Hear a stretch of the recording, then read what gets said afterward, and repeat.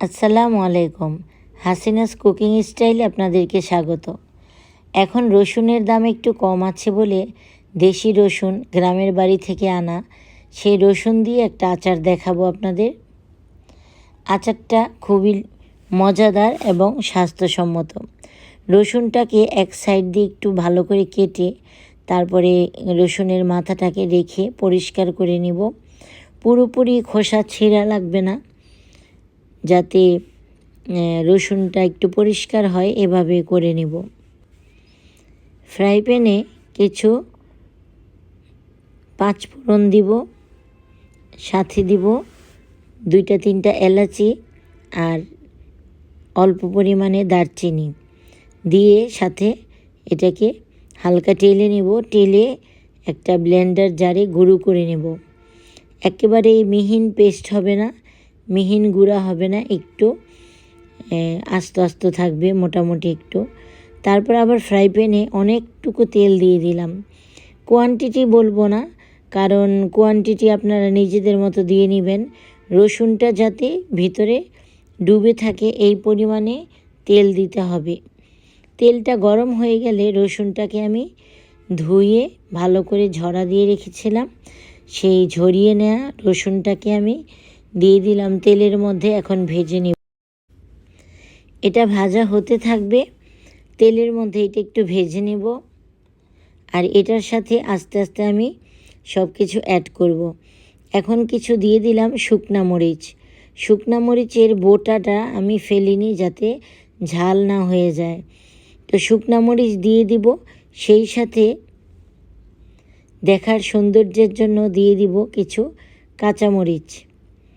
কাঁচামরিচ আর শুকনা মরিচ একসাথে দিয়ে এটাকে ভেজে নেব। কাঁচামরিচটার একটু মাথাটা একটু চিড়ে দিবেন যাতে এটা ফুটে না ওঠে।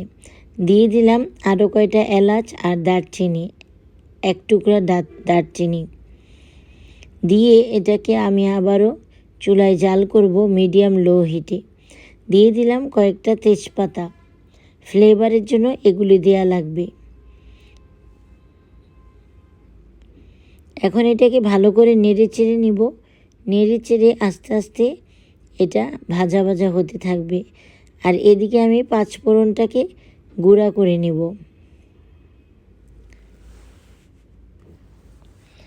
আমি কিছু টক আম, কাঁচা আম আমি কিছু ব্লেন্ডার জারে একটু ব্লেন্ড করে নিয়েছিলাম।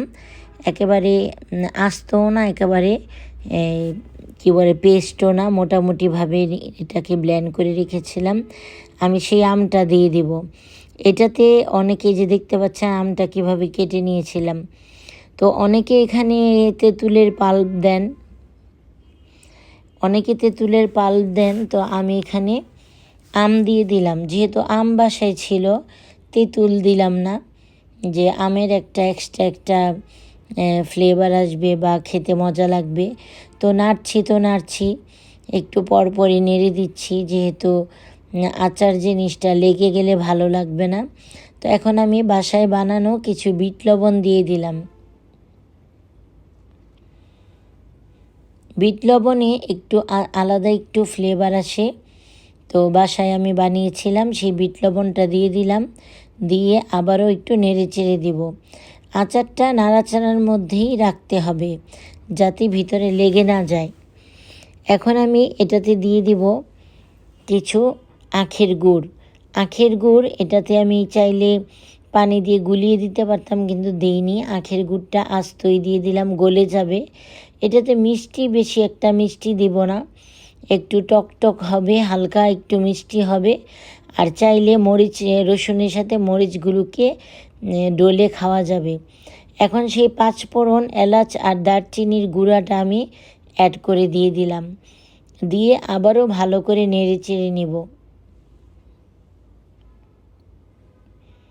মোটামুটি মশলা দেওয়া আমার শেষ।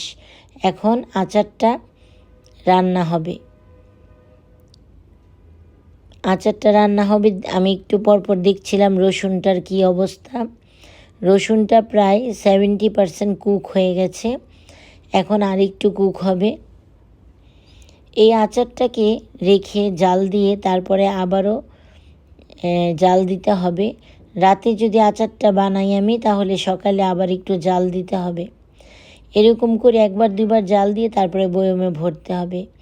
আমি একটু স্বাভাবিক সাদা লবণও দিয়ে দিলাম, আর দিয়ে দিলাম একটু মরিচের গুঁড়া, একটু কালারের জন্য। এখানে কাশ্মীরি লাল মরিচের গুঁড়া দিতে পারতাম, আমার ছিল না বাসায়, তাই আমাদের রেগুলার খাওয়ার লাল মরিচের গুঁড়াই দিয়ে দিলাম।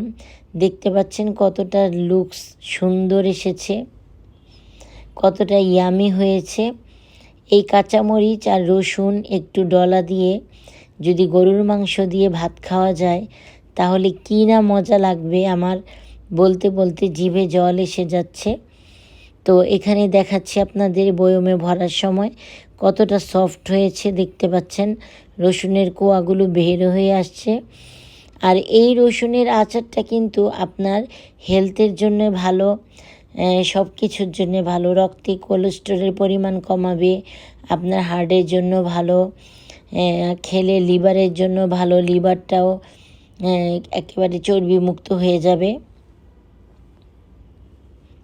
খাওয়ার সময় একটু রসুন, একটা রসুনের কোয়া নিয়ে যদি ভাতের সাথে খান, অনেকে আছে কাঁচা রসুন খেতে পারেন না। আর রসুনের দাম যেহেতু এখন কম, দেশি রসুন উঠেছে বাজারে, অবশ্যই নিয়ে বানাতে পারেন। আমের জায়গায় তেঁতুল দিতে পারেন বা অন্য কোনো ফলও দিতে পারেন। তো বাসায় বানাবেন এবং আমার পেজটিকে ফলো দিয়ে রাখবেন। আর ইউটিউব চ্যানেলে Hasina's cooking style YouTube channel, সেটাতে আপনি সাবস্ক্রাইব করতে পারেন। যদি ভালো লাগে তাহলে অবশ্যই অবশ্যই পেজটিকে ফলো দিবেন আর কমেন্ট করবেন সাথে যে খেয়ে কেমন লাগলো, আচারটা বানালেন খেয়ে কেমন লাগলো। কারণ কমেন্ট না করলে, লাইক না দিলে বা শেয়ার না করলে কিন্তু ভিডিও করার আগ্রহটা থাকে না। আমি কিন্তু নিজের সাথে না, অন্য মানুষের সাথে যুদ্ধ করে করে আমার চ্যানেল হাসিনাস ব্লগস, আমার ইউটিউব চ্যানেল, ফেসবুক পেজ, আর Hasina's cooking style Facebook page, YouTube channel, এগুলি কিন্তু একা পথ চলা শুরু করে আমি এগুলো শুরু করেছি। তো আমি থামবো না, আল্লাহ পাক যতদিন বাঁচিয়ে রাখেন হয়তো রেগুলার ভিডিও দিতে পারবো না, তবুও আমি এটা চালিয়ে যাব আজন্মকাল, যে যতই যাই বলুক না কেন। এটা হচ্ছে আমার অবসর সময়ের সঙ্গী, আমার ভালো থাকার, বেঁচে থাকার একটা তাগিদ মাত্র। তো সবাই ভালো থাকবেন, সুস্থ থাকবেন, আর মন চাইলে ভালো আমাদের জন্য দোয়া করবেন, মন চাইলে মানুষের ভালো চিন্তা করবেন, মানুষের প্রতি ভালো চিন্তা ভাবনা রাখবেন। এটাই তো স্বাভাবিক, তাই না? আর এই রসুনের আচারটা খেলে আসলেই আপনার শরীর মন দুটোই ভালো হয়ে যাবে। চেষ্টা করবেন বানিয়ে খেতে, আর অবশ্যই অবশ্যই আমার এই আচারটা বানিয়ে খেয়ে আমাকে কমেন্টে জানাবেন। তো আজকে পর্যন্তই, ভালো থাকবেন সবাই,